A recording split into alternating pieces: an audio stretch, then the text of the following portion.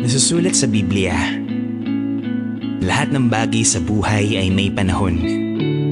Lagi kong naririnig na sa buhay, ang bawat kabanata ay may nais na ipabatid sa atin at ipaalala.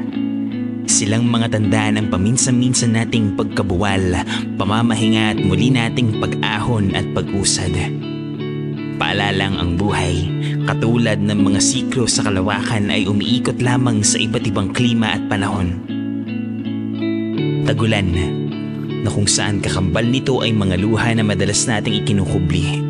Mga luha at lungkot na itinatago natin sa likod ng ating pagngiti. Mga panahong pagpilit nating maging maayos buhat sa mga panahon ng ating pag-iisa.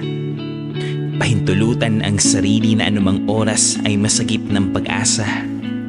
Maniwalang may sasabay sa atin na susuungin at lalakad sa ulan. Taglamig, na kung saan madalas matatagpuan natin ang ating mga sarili na lupaypay. Pagod, hulas, pagal na ang pangangatawan.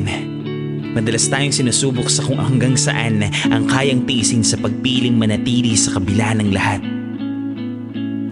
Maaring minsan, may pakiramdam ito ng pangiiwan at pagpapabaya, na para bang nasa gitna tayo ng kawalan at ng katiyakan ng lahat. Tagsibol, na kung saan ito ang simula ng paghilom mula sa taglamig at tag-ulan, na mula sa matinding pinsala nito ay unti-unting pagsilay ng ginhawa. Mga panahong pagsisimulang mamunga mula sa mga hamong iniatang sa atin ng buhay. Doon mababanaag ang kahalagahan ng pagyakap sa sarili nating halaga at kulay. Simulang mahalin ang sarili sa kabila ng mga sugat at pilat. Tag-araw, dito natin mababanaag ang rikit ng tanawin, ang samyo ng ligaya, malalasahan at matitikman ang sarap ng buhay sa bingit ng lahat.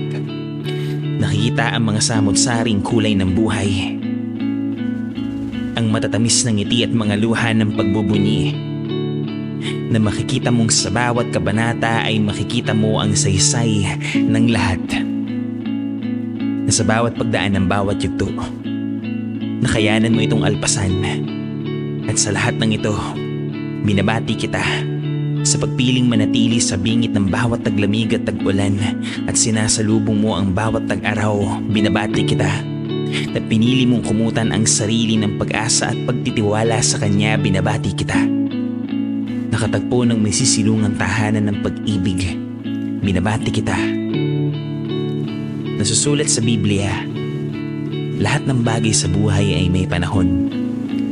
Lagi kong naririnig na sa buhay, ang bawat kabanata ay may nais na ipabatid sa atin at ipaalala.